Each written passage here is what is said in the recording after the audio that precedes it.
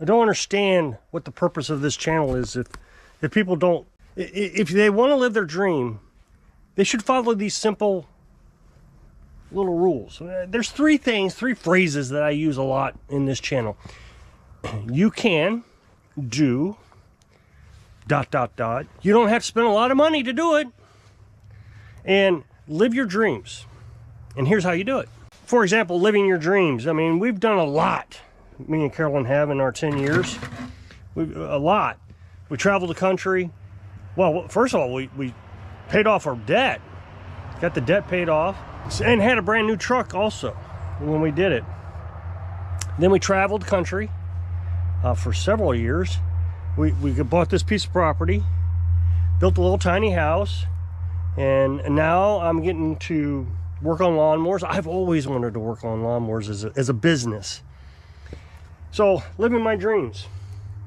And then the other one is, you can do anything. If you put your mind to it, there's enough information in the world now. You can do absolutely anything you want to do. You just have to apply yourself. Get on YouTube, learn how to do it. You want to work on lawnmowers? Get on YouTube, learn how to do it. You want to learn how to crochet? Get on YouTube and do it. It's all there. Google. It's amazing how many times I see on Facebook somebody saying, where's the best pediatrician, or whatever. Google. Heck, the best pediatrician probably is the AI telling you what's wrong with your kid. And then the other one is you can do it cheap. Okay, my goal is, my life goal is, I don't want to work anymore for an employer. The last job I had nearly killed me. I worked for a sheltered workshop, and I was always on. Always. I mean, I get calls at midnight. I worked 7 days a week, holidays, and I only took one vacation.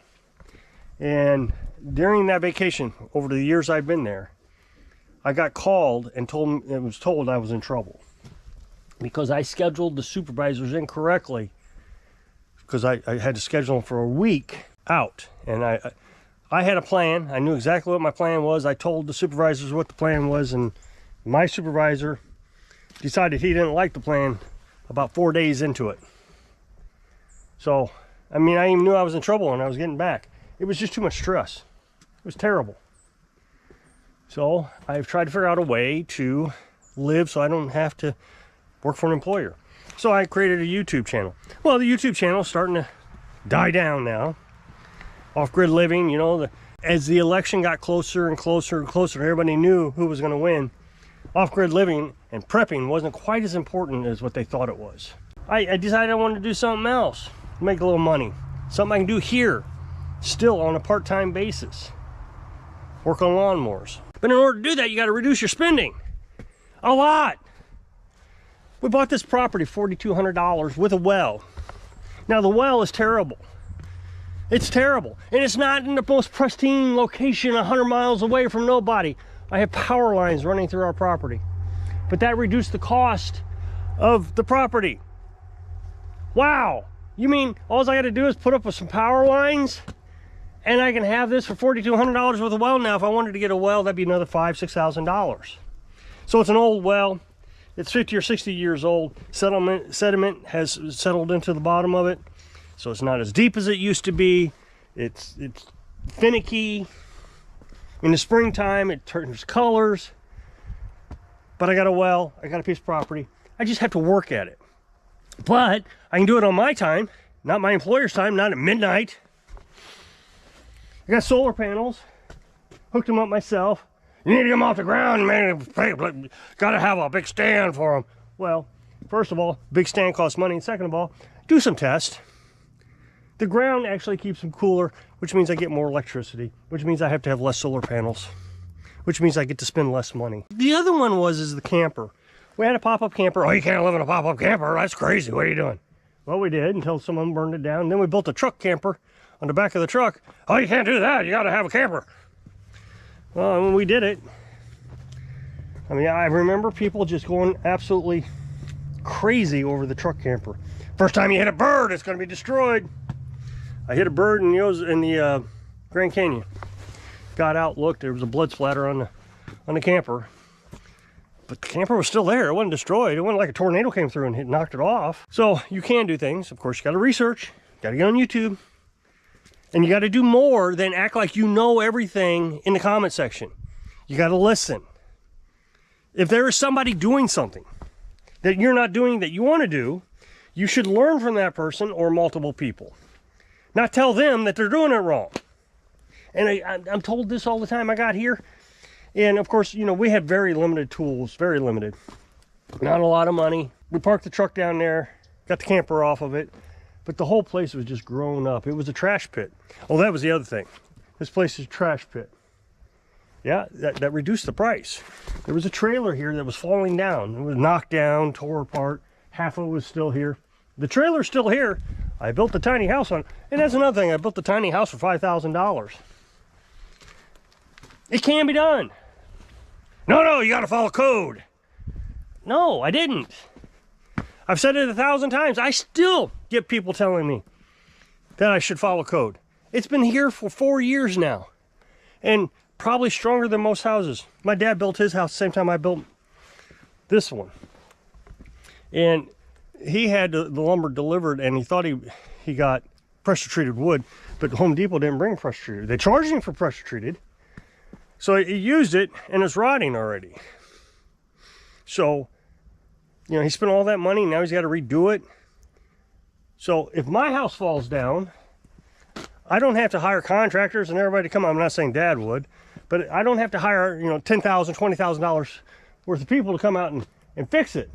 I can just buy a shed, and you can get aftermarket, like use returns or repos for like half price.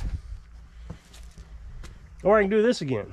And the thing is we bought most of the material off Facebook Marketplace, so all of it was reduced price during the pandemic.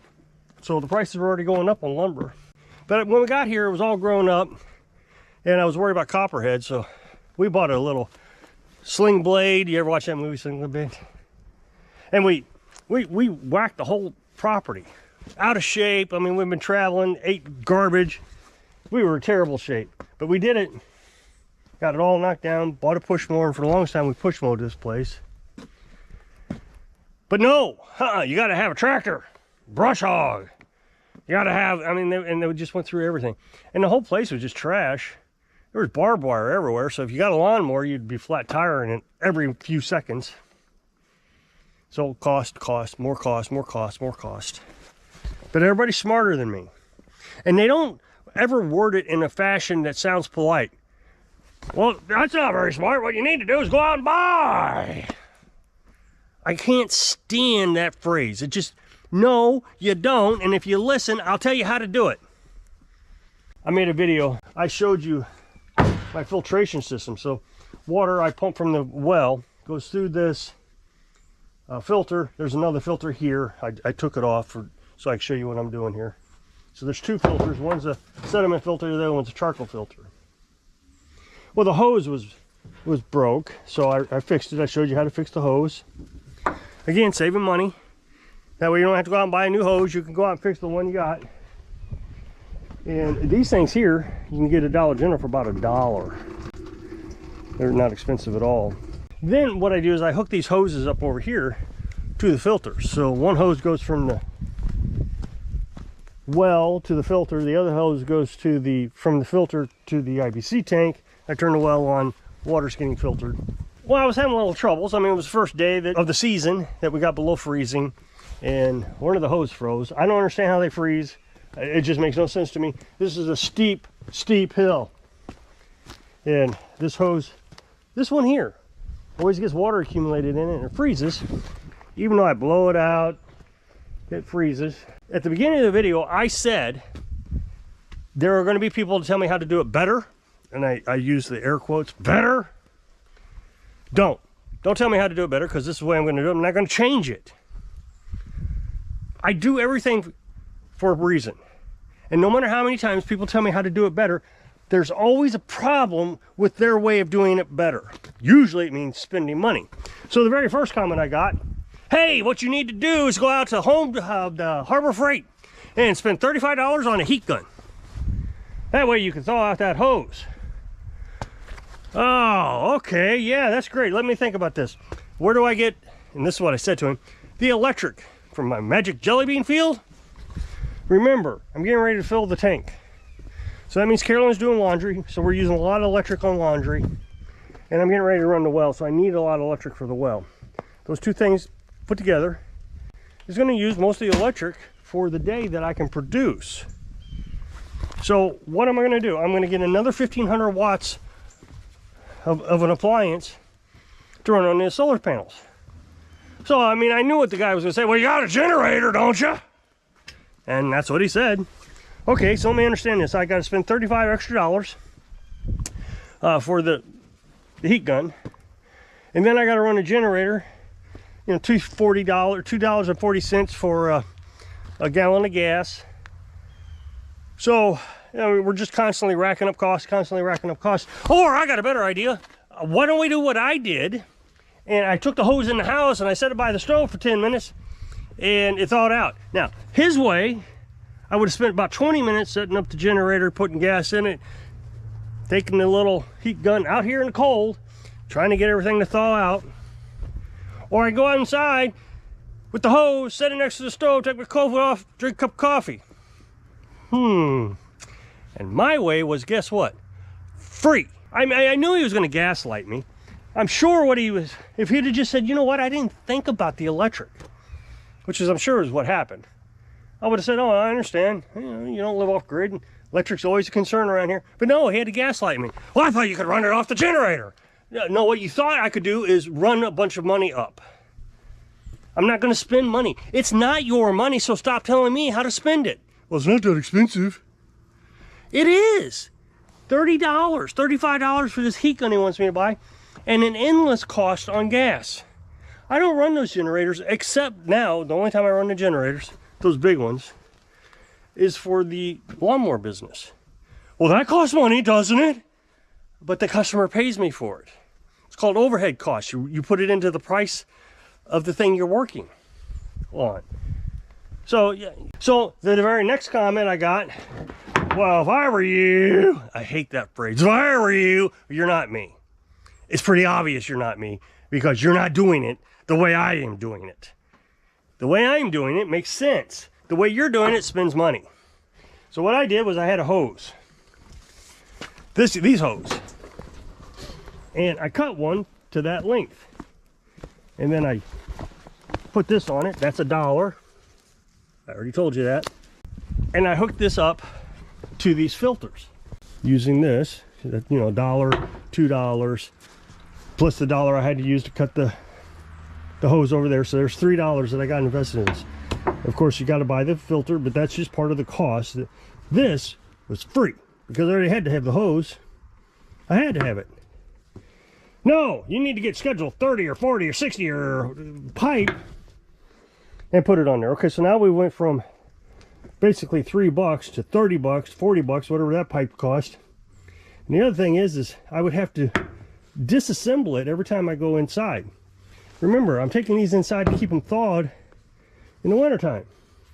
So what I can do is I can fold it over like this, and I can stack them on top of each other, put it in between the freezer and the desk, and in a tiny house, and have plenty of room to store it.